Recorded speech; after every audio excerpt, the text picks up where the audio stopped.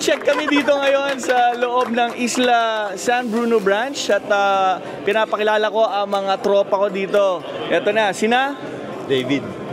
CJ. Lapit ka, brother. Angelo po. Matanong ko sa inyo, madalas ba kayo dito sa isla? Oo, madalas po.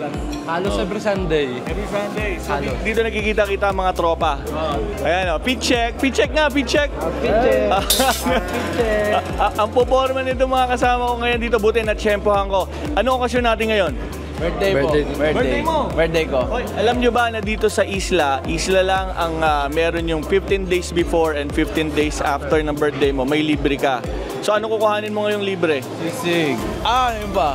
May pansit may halo-halo. Ano diba? Pili, halo-halo. Meron tayo ngayong sa Isla Roleta. Ito kung saan po pwede kayong manalo para pandagdag natin sa kakainin nyo ngayon. Okay ba yun? Okay na okay po. Gano'n nakatagal na TFC subscriber? Simula 2018. 2018. Ikaw, brother? Same. Sabay kami dumating dito. Ay, nasabay ba? Magka-ano ba kayo? Magkamag-ana? O Magkakalugar lang. saan? Rizal. Rizal, so mga Tagalog. Ano? Ito, kaya pala ito kamukha ni Jose Rizal. Hindi, law nyo na ako, law nyo. Baguio naman ako, Baguio.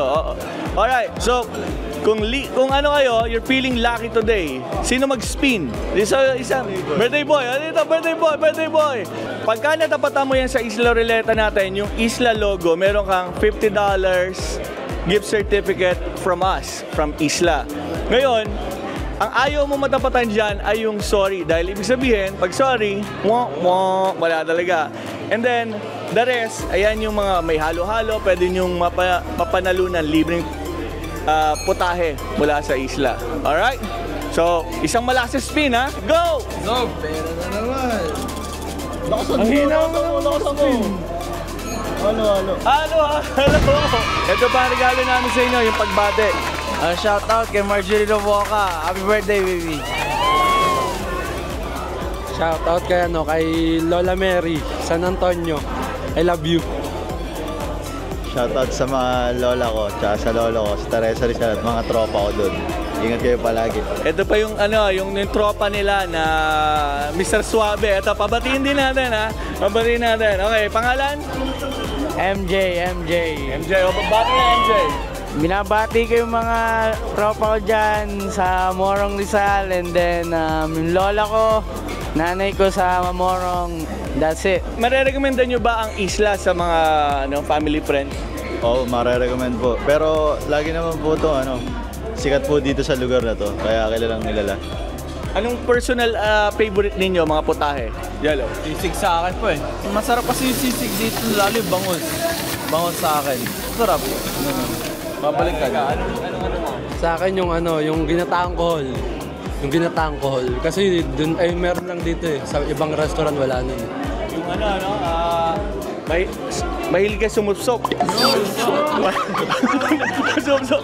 Balingan na, sumupsop mo. Balingan.